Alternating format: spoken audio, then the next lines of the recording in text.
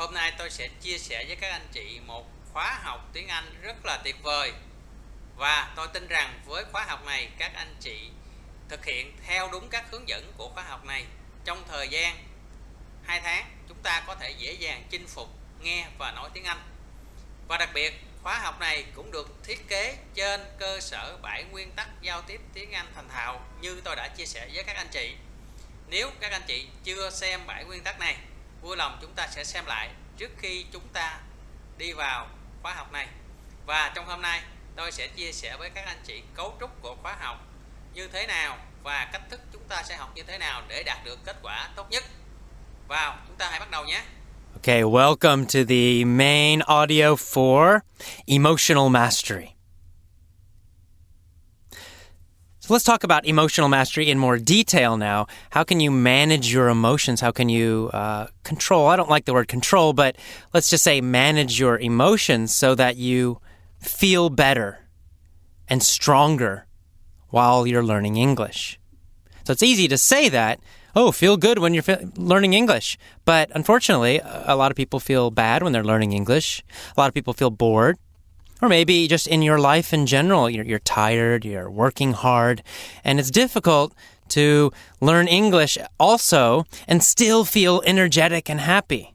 So we have to learn some techniques, some methods to manage our emotions, to make sure our emotions are feeling strong while we're learning. And remember, again, that emotion and psychology are 80% of success. And a lot of people talk about this in the academic world. Dr. Stephen Krashen, again, he's the top expert on language acquisition, language learning, and language education.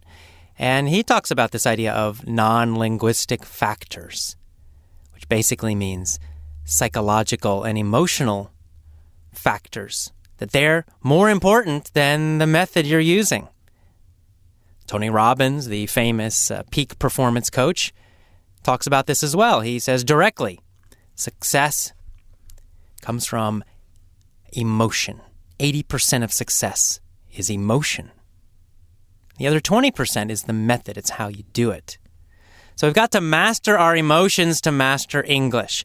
How are you going to do that? Let's talk about that now. There are two keys to emotional mastery. One is your physiology. Again, it's your body, how you use and manage your body. And the second is your focus, your mental focus.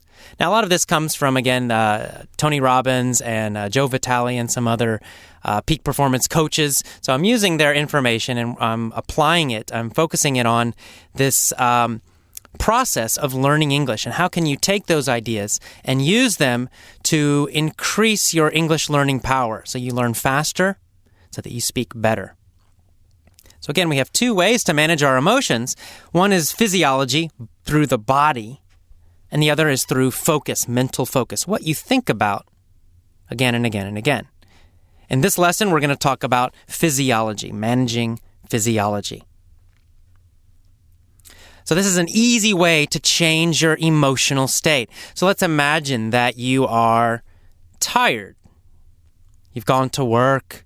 You've worked a very long day, you're tired, and you're thinking, I don't want to study English.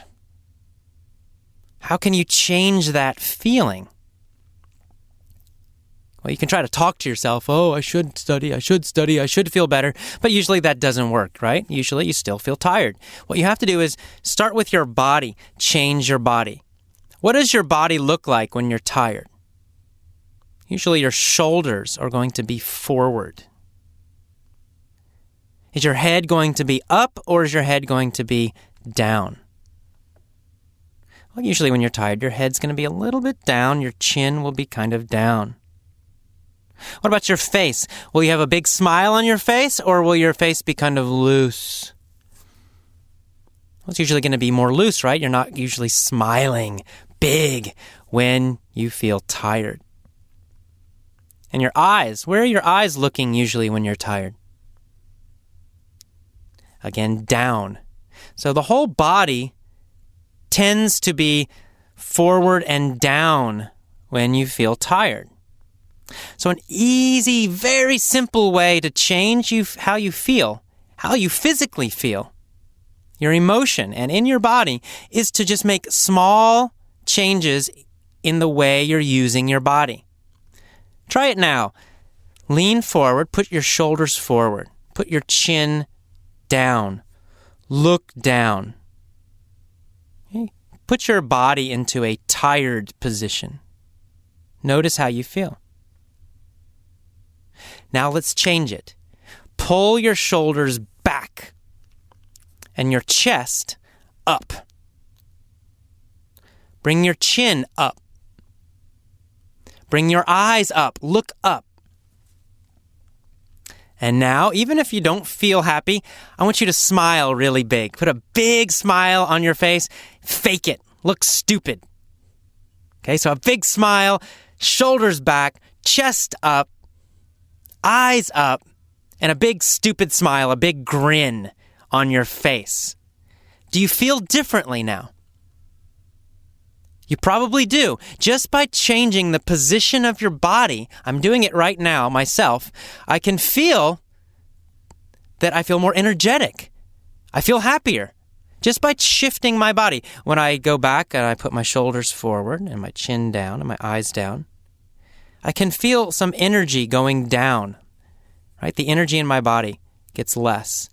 When I pull my shoulders back, my chest up, my chin up, my eyes up, I'm smiling big, just faking it, acting like a crazy person, I feel much better. And you do too. So that is such an easy way to change how you feel, to change your emotional state, just by shifting your body. It's a simple way to get control of your emotions and to master your emotions. So here's what I want you to do. Every time you listen to these lessons, or any English lessons, or any kind of English studying, I want you to first change your body. Before you listen to those lessons, and while you're listening, I want you to consciously think about pulling your shoulders back, pushing your chest up, chin up, eyes up, and make yourself smile. You probably didn't smile much in your English classes when you were younger, but this time I want you to smile, even if you feel like you're being stupid. It doesn't matter. Do it. You're going to change your body, and by changing your body, you're going to feel better. You're going to have more energy. And when you have more energy, when you feel better, you learn faster. There's a lot of research about this. And it shows that people who have more energy, who are feeling good emotionally, learn faster. People who are tired and bored learn much more slowly. What's another way that you can change your emotion by changing your body? Well, another very easy way is through breathing. How you breathe determines the energy in your body and how you feel.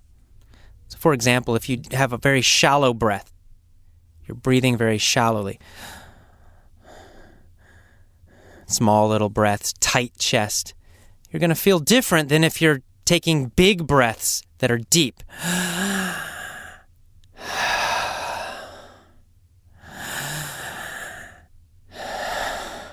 That was just 2 breaths. Already I can feel in my body a lot more energy. So taking deep breaths, it's such a simple way, and yet it's very powerful. That's why in a lot of spiritual traditions, in Buddhism, for example, and also in martial arts, in sports, you find that they will focus on breathing. They will tell their students to breathe more deeply. They have a very kind of controlled way of breathing because they know by breathing very deeply, they can change their emotional state and their physical state, increase their energy, increase the aliveness in their brain, the alertness in their brain. So this is another thing I want you to do. Before you learn English, any kind of studying, these lessons or a book, anything, I want you to focus on breathing deeply. Maybe just 2 minutes. For 2 minutes, I want you to take deep breaths. Hold it for maybe 2, 3, 4 seconds, and then let it out. And do it again. Hold it, and breathe out. and again and again. 1 or 2 minutes, deep breathing. Of course, at the same time, remember, you're changing how your body is moving and how you're sitting. You're changing your posture. Of course, posture means body position. So you're going to have a strong posture. It means you're going to have the shoulders back, your chin up, your eyes up, chest out. That's number 1. And then number 2, you're going to breathe deeply. Hold, and then out. And again, strong posture, shoulders back, chin up, eyes up, and then deep breathing. Do this for 1 or 2 minutes every time before you study English. I know it seems crazy. It seems so simple. And yet it will totally change the way you feel while you're learning. Because you will feel differently. You will learn differently. Just this simple technique can increase your learning by 2 or 3 times. 2 or 3 times faster. Because your brain will be awake when you're listening to English. When you're bored, when you're tired, your brain is half asleep. You're just not learning efficiently.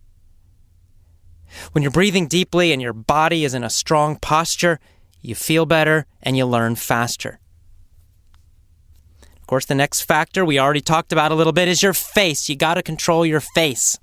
Why? Because your face shows emotion. But your face also can create emotion. Just by smiling big, pretending, looking like a stupid person, it doesn't matter. Just by faking it, just by making yourself smile big, you'll actually change your emotion. You'll change your feeling. It's very hard to feel depressed and tired when you have a big smile, even if you're forcing the smile. So that's another thing I want you to do. Everyone on the train will think you're crazy while you're listening to Effortless English, but I want you to have a big smile every time while you're listening to the lessons. Right now, do it. So you're going to have strong posture. You're going to breathe deeply. And you're going to smile big every time before, during, and after your English lessons. What's another way we can control our physiology and therefore influence our emotional state? Well, another thing about the body is the body likes to move. So we're going to talk about movement. You're going to have a strong posture. You're going to breathe deeply. You're going to have a big grin on your face, smiling, and then you're going to move. Because movement creates energy, and energy wakes up your body so that you learn faster. I mentioned this in the introduction a little bit. We're going to talk about it more now in detail. You should always be moving your body while you're learning English. This is the opposite of everything you learned in school. In school, they told you, don't move. Sit in your chair. Right? So you're sitting in your chair, and what happened? Your body became stiff, you became tired, you're bored. Well, this is the opposite. You're not in school anymore. You're learning independently. It means you're in control now. And so I want you to do the opposite of what happened in school. I want you to move your body every time you're learning English. This can be very simple. If you're sitting in a train, okay, it's hard to walk around. So you could just stretch your body. Consciously stretch your leg a little bit, stretch your arm, move your head around in a circle, small little stretches. Just make sure your body is moving even a little bit. Even better is to go for a walk. You have an iPod, you're listening to the lessons. Get outside. Walk on the street, walk in the country, walk in the woods. It doesn't matter. Get out and walk. Move that body. Keep your posture strong while you're walking, shoulders back, chin up, eyes up, chest up. Breathe deeply while you walk. And of course, smile big while you're walking. Everyone will think you're crazy. It doesn't matter. Use this system. I promise you, you're going to have a totally different experience while you're learning English. Nothing like the schools you went to before. So it's very important. If you want to, if you love to exercise, you can run while you're learning English. Put on your running shoes, get some exercise in your body at the same time that you're learning. You can do two things at the same time. So walk or run. Keep that body moving at the same time. Always. It's going to keep energy coming into your body, flowing into your body. That wakes up your brain, and that makes you learn so much faster. Another idea is go to the gym. You can go to the gym. Bring your iPod again and work out. Lift weights or do whatever you do at the gym. Again, you're using your body, engaging your body at the same time. Okay, so let me just review very quickly how you're going to use physiology to master your emotions. Number 1, posture. Shoulders back, chin up, eyes up, chest up. Number 2, breathing. Deep, deep breathing. Number 3, your face. A big smile every time you're learning English. Even if you feel terrible, I don't care. Smile big while you're listening to these lessons. And then finally, number 4, movement. You're always going to be moving your body somehow. If you're in your car, if you're in the train or the bus, you're going to maybe make small movements. But ideally, the best thing to do is to be outside walking, moving that body, or in the gym, or even running. So you're going to change your physiology. Now, what happens if after maybe 20 minutes, 30 minutes, you start to feel tired again? You're listening to the lesson and you're starting to get a little bored. Oh, AJ keeps talking. Oh, God. Oh, I'm getting bored with this. Well, you can just quit. That's what most people do, but don't do that. What you need to do is just wake your body up again. So pause. Pause that lesson. Stop. Give yourself a little break. Change. Listen to some exciting, fun music again. Get up, dance around, move, smile big, get your posture stronger again. Breathe more deeply. Wake up your body, maybe for 5 minutes. And then back to the lesson again. Do this every time.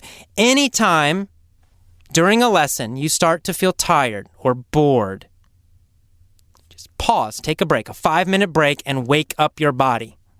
So anytime during a mini story, during a main article, during a vocabulary lesson, it doesn't matter. Pause anytime you feel your energy going down. Change, listen to your favorite music, jump around, move, make your posture strong again, smile bigger, start feeling great, get that energy in your body, then return to the lesson again. Okay, so that's it for the main article here of emotional mastery. You're going to focus on your physiology. You're going to focus on mastering your body, using your body to change your emotions, using your body to change the energy that you feel, and therefore using your body to learn English much, much faster. Okay, I will see you next time. Okay, welcome to the vocabulary lesson for emotional mastery. Let's get started. A few of the words I used in the main speech, the main article. First, let's talk about posture. Posture. So posture means the position of your body. It's how you stand or sit. So we talk about good posture, for example. Good posture means your shoulders are back, your back is straight, your chin is up. That's what we usually call good posture. And bad posture would mean, again, you're leaning forward, your shoulders are forward, your back is not straight. So again, posture just means the position of your body, how you position your body, how you hold your body. That's posture. Another word I used was grin. A grin can be a noun, it's a thing, or it can be a verb, it's something you do. So to grin means to smile, but to smile in a big way. When you grin, you're not using a small smile, you're using a very, very big smile. And again, it's also a noun, so if you have a very big smile on your face, we say that is a grin. He has a big grin. You could use both, I guess. You could say, he is grinning a big grin. Okay, so grin, again, is a large smile or the act of doing a large smile. Another phrase I used was tends to be. right? He tends to be an angry person. Tends to be means usually is. Usually is. So he usually is an angry person. He tends to be an angry person. So it's something that usually happens, usually is true, mostly is true, but not always. Not always. So I could say, Tomoe tends to be happy. It means she usually is happy. It's her normal thing to do or normal thing to feel. But not always. Sometimes she's not happy. So tends to be, usually is, or often is, or mostly is. Okay, another word I used was shifting. Shifting your body. And it's the verb is to shift. To shift your body means to move it. It really means kind of to change its position. A shift is a change of position. So if I have my head down and then I shift it, then maybe I move it to a different position. Now it's up. I shifted from down to up. We use this in other areas, not just body. You can use it for driving, for example. When you're driving, you can shift from first gear to second gear. Or reverse, you're going backwards, then you stop, you shift the car, and you change and you go forward. So again, you're changing the gear's position. Okay, so shift is a change in position. I use the word shallow breath, or shallow breathing. And I also use the word deep breathing, or a deep breath. So they're opposites, of course. Deep, we also use this with water, for example. Deep water means water that goes down very far. Shallow water means just water that's not very deep, right? It's the opposite. Water that does not go down far. So, shallow breathing is the same idea. It means breathing that is very small, that doesn't go down into your body very much. So, that's shallow breathing, right? It's small little breaths. The air does not go down deep into the body. That's shallow breath or shallow breathing, if we talk about an action. And the opposite is deep. Deep breathing is, right? The air goes down into my body very far, very deeply. But shallow does not go deeply. Okay, so we use this a lot with breathing. Shallow breathing and deep breathing, they're opposites. Another word I use is force. To force, using it as a verb, an action. To force something, or to force yourself to do something. It's a very common phrase. The whole thing again. To force yourself to do something. For example, force yourself to smile. So force means to try hard. It has an idea that you don't want to do it, but you do it anyway. You make yourself do something difficult. You make yourself do something maybe you don't want to do.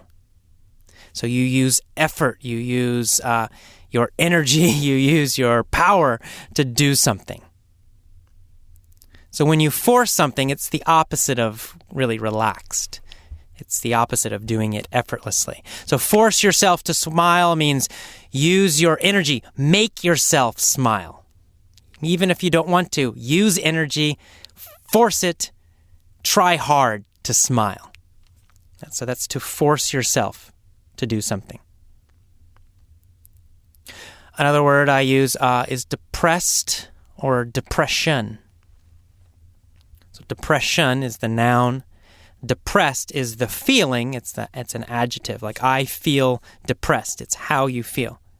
So depressed means very, very sad. Feeling very, very sad and bad about yourself, about your life, about everything. So if you say, I'm sad, usually that's more specific. You have a reason. I'm sad about something. I'm sad because I lost my job. But if you're depressed, it's a very more general kind of feeling. You're depressed about everything, usually.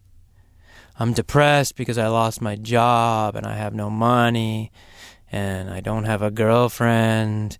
Like many reasons. Depression is deeper than just sadness.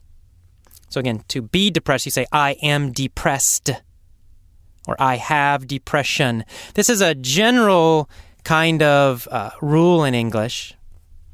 It's not always, but generally, we say, I have a noun, a thing. I have depression, not I have depressed. Say, I have depression.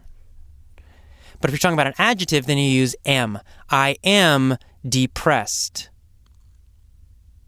So they mean basically the same thing. I have depression means I have the feeling of being depressed. I am depressed is more common. It just means I feel very, very, very sad. Okay, well, that is the end of the vocabulary lesson for emotional mastery. Listen to it a couple times. In general, the vocabulary lessons are the least important lesson. So if you listen to them a few times, if they're boring, if you understand them all, it's fine. You can skip the vocabulary. I want you to focus mostly on the main article, the main speech, and on the mini story. Those are the two most important lessons. The vocabulary gives you a quick little lesson about some of the words and phrases. Listen to it a few times until you know these words. But once you know the words, focus on the main story, the main article, and on the mini story. Okay, I will see you in the next lesson. Bye-bye. Okay, welcome to the mini story for emotional mastery. Let's get started. Vanilla wanted to be rich. Who wanted to be rich? Vanilla. Vanilla wanted to be rich. Who was Vanilla? Well, Vanilla was a beautiful, intelligent woman. What kind of woman was Vanilla? She was a beautiful, intelligent woman. And what did she want? She wanted to be rich. She said, "Show me the money!" What did she say?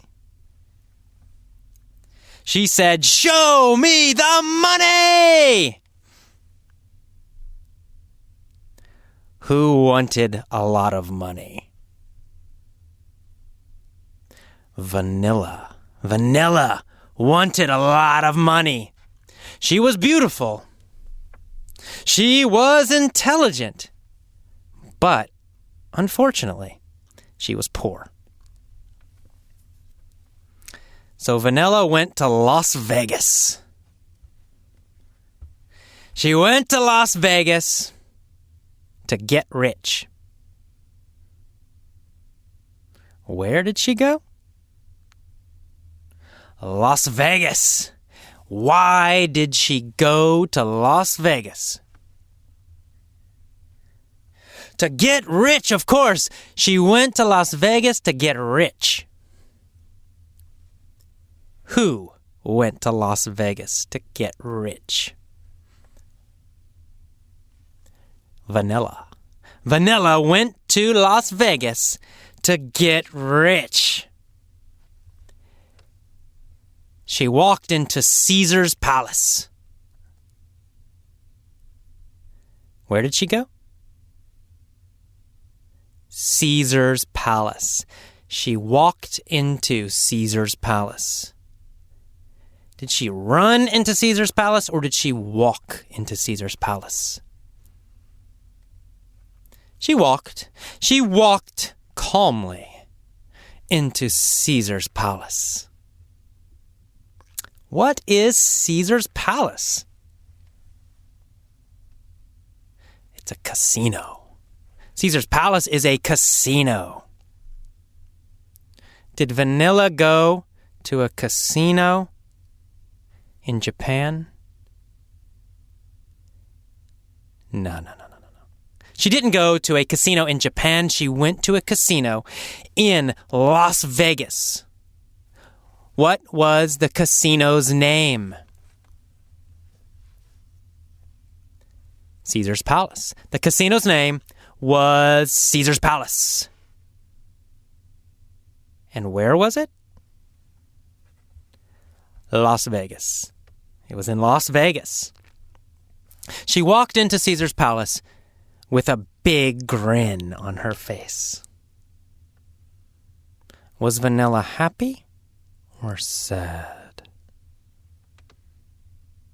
She was happy. She had a big grin on her face, a big, huge smile. Was she grinning or was she frowning? She was grinning. She had a big smile on her face. She was grinning. Who? Who was grinning? Vanilla. Vanilla was grinning. When was she grinning? When she walked into Caesar's palace. When she walked into Caesar's palace, she was grinning. Why? Well, because she thought she was going to become rich. She was grinning because she thought she was going to become rich. In fact, she knew she was going to become rich. Why was she grinning? Because she knew she was going to become rich. She walked to the blackjack table. Which table did she walk to? The blackjack table. She walked to the blackjack table. Did she walk to the poker table? No. Not the poker table. She walked to the blackjack table. Who walked to the blackjack table? Vanilla. Vanilla walked to the blackjack table. What was she doing when she walked to the blackjack table? She was grinning, of course. She was grinning when she walked to the blackjack table. She took out money from her pocket. How much money did she take out of her pocket? $6,000. She took $6,000 out of her pocket. Where did she take it out of? Out of her pocket. She took $6,000 out of her pocket. Whose pocket? Oh, Vanilla's. Vanilla's pocket. Of course, her own pocket. She took $6,000 out of her own pocket. She put the money on the table. She bet all of the money on the first game. How much money did she bet? Well, all of it. All $6,000. She bet all $6,000. And did she win or did she lose? Well, Vanilla lost. Vanilla lost all her money. She was really, really poor. She cried, "Oh no, I lost all my money."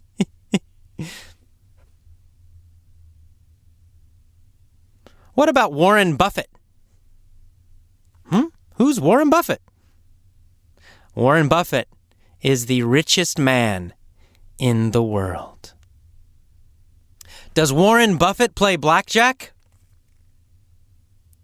No, Warren Buffett does not play blackjack. What does he do? He buys stocks. He buys what? He buys stocks. Stocks are parts of companies, like a piece of a company. So Warren Buffett buys stocks. He goes to New York and he buys stocks. So Warren Buffett went to New York at the same time that Vanilla went to Las Vegas. When Vanilla was in Las Vegas, where was Warren Buffett? New York. He was in New York. Warren Buffett was in New York when Vanilla was in Las Vegas. Did Warren Buffett lose money in New York or make money? He made money. He made $60 billion. How much money did Warren Buffett make? He made $60 billion. How much did Vanilla make? 0. She made no money. In fact, she lost money. Vanilla lost $6,000.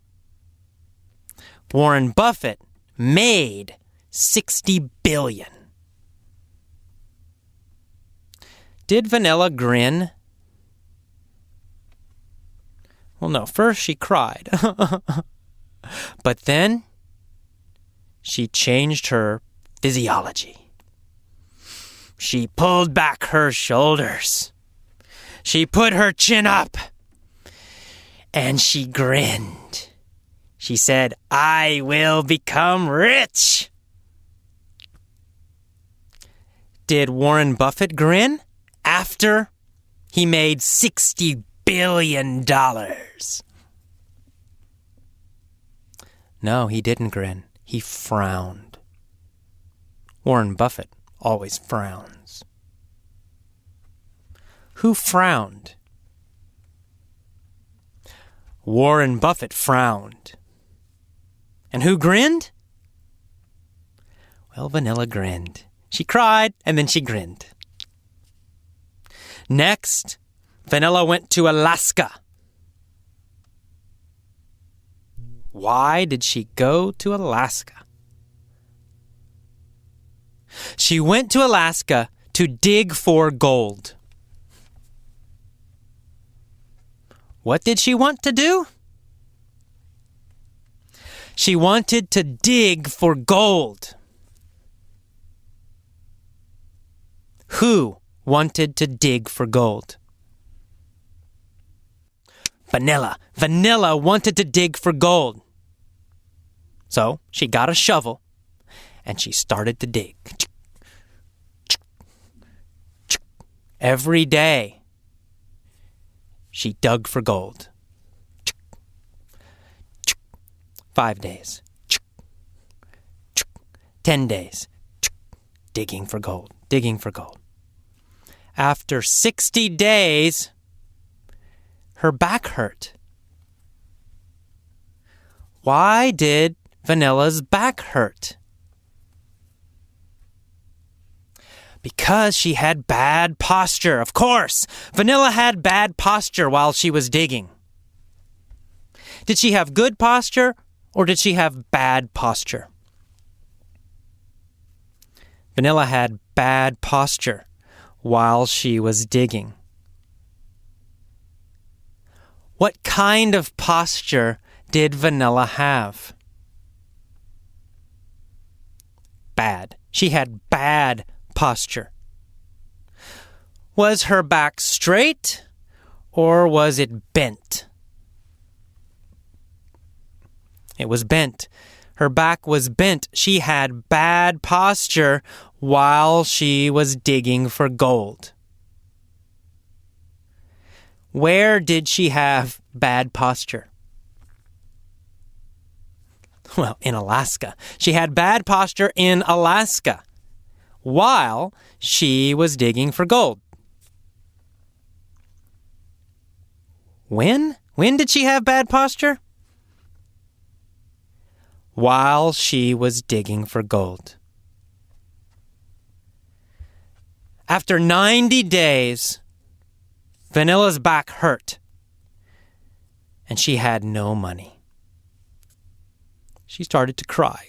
My back hurts, and I have no money. Did she cry? Did she feel bad? Was she depressed?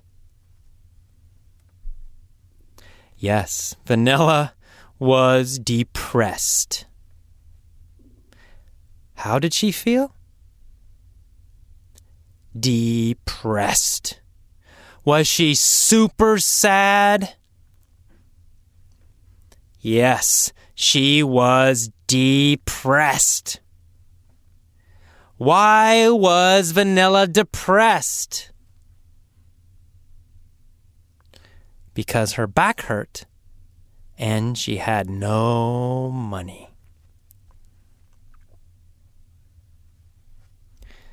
But then Vanilla changed. She changed her posture again. She smiled. She brought her shoulders back. She breathed deeply. She said, "I will become rich." So she went to Singapore. Where did Vanilla go next? Singapore. That's right. Of course, Singapore. She went to Singapore. Why did she go to Singapore? Well, it's obvious. She went to Singapore to start a chili business. What kind of business did she start? A chili business. Not a cold business. Chili, C-H-I-L-I. Little peppers that you eat. Very spicy. She started a chili business. Okay, so she grew chilies in her apartment. She grew chilies, hot chilies, in her apartment and sold them to restaurants. So she grew broccoli in her apartment and she sold them to restaurants. Not broccoli. Chilies, not broccoli, chilies. She grew chilies in her apartment and she sold them to restaurants. What did she sell? Chilies, hot chilies. She sold hot chilies to restaurants. In which city? Singapore. In Singapore, she sold hot chilies to restaurants. Where did she grow the chilies? She grew them in her apartment. She grew them in her apartment. Then she sold them to restaurants. What did she sell to restaurants? Hot chilies. She sold hot chilies to restaurants. So, what did Vanilla want? Vanilla wanted to be rich. Where did she go first? Las Vegas. She first went to Las Vegas. She played blackjack. She lost all her money. Where did she go next? Alaska. She went to Alaska. She dug for diamonds. And she got a bad, painful back. No. She didn't dig for diamonds. She dug for gold. She went to Alaska. She dug for gold. But her posture was bad, so her back hurt. No money and a painful back. And finally, she went to Singapore. She grew hot chilies in her apartment and sold them to restaurants. And she made $28 billion. She became the queen of hot chilies. The Asian queen of hot chilies. Vanilla became super rich. She got the money. Did Vanilla become super rich? Oh, yes, she did. How much money did she make? $26 billion? Oh, no. $27 billion? No. $28 billion. Vanilla made $28 billion. She was beautiful. She was intelligent. And finally, she was super rich. Okay, that is the end of the mini story for emotional mastery. How about you? Was your posture good during this lesson? Were you smiling while you listened? Were you breathing deeply while you listened? Were you moving your body as you listened to this story? I hope so. You should.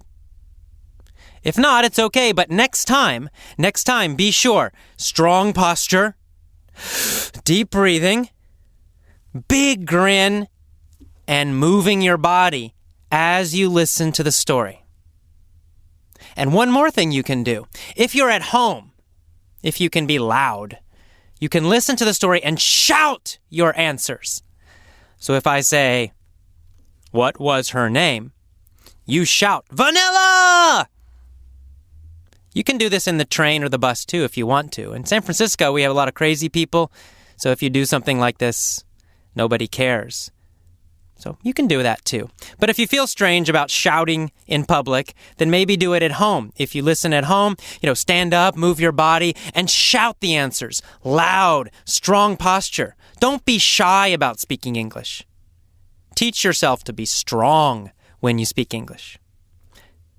And remember, posture, breathing, big smile, big grin, and move your body as you listen to every lesson. Okay, I will see you next time. Bye-bye.